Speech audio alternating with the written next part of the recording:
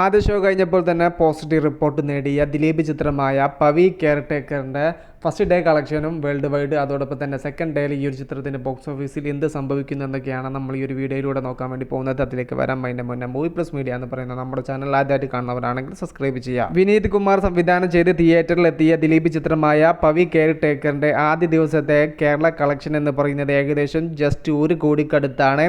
ചിത്രത്തിന് book my show ആപ്പിലൂടെ മാത്രം 24 അവേഴ്സിൽ വെറും 33,000 ടിക്കറ്റ്സുകൾ മാത്രമേ സോൾഡ് ഔട്ട് ആയിട്ടുള്ളൂ. 16ാം ദിവസത്തിലൂടെ കടന്നുപോയ വർഷങ്ങൾക്ക് ശേഷം എന്ന ചിത്രത്തിന് ആദ്യ ദിവസത്തെ പവി കെയർടേക്കർ എന്ന ചിത്രത്തിനേക്കാൾ ബുക്കിംഗ് ആണ് ബുക്ക് മൈ ഷോ ആപ്പിലൂടെ നേടിയെടുക്കാൻ സാധിച്ചത്. വർഷങ്ങൾക്ക് ശേഷം എന്ന ചിത്രത്തിന് 37,000 മുകളിൽ ടിക്കറ്റ്സുകളാണ് 16ാം ദിവസം ബുക്ക് മൈ ഷോ ആപ്പിലൂടെ സോൾഡ് ഔട്ട് ആയിരിക്കുന്നത്. പവിക്ക് വേൾഡ് വൈഡിൽ നിന്ന് ആദ്യ ദിവസം ജസ്റ്റ് 2 കോടിക്കടുത്ത് മാത്രമേ കളക്ഷൻ നേടാനും സാധിച്ചിട്ടുള്ളൂ. സെക്കൻഡ് ഡേയിലെ ചിത്രത്തിന്റെ ബുക്കിങ്ങും കാര്യങ്ങളെല്ലാം നോക്കുന്ന സമയത്ത് വർഷങ്ങൾക്ക് ശേഷം എന്ന ചിത്രത്തിന്റെ 17ാം ദിവസത്തെ ബുക്കിനേക്കാൾ എത്രയോ താഴെയാണ് പവി കെയർടേക്കറിന്റെ ബുക്കിങ്ങും കാര്യങ്ങളെല്ലാം കാണുന്നത്.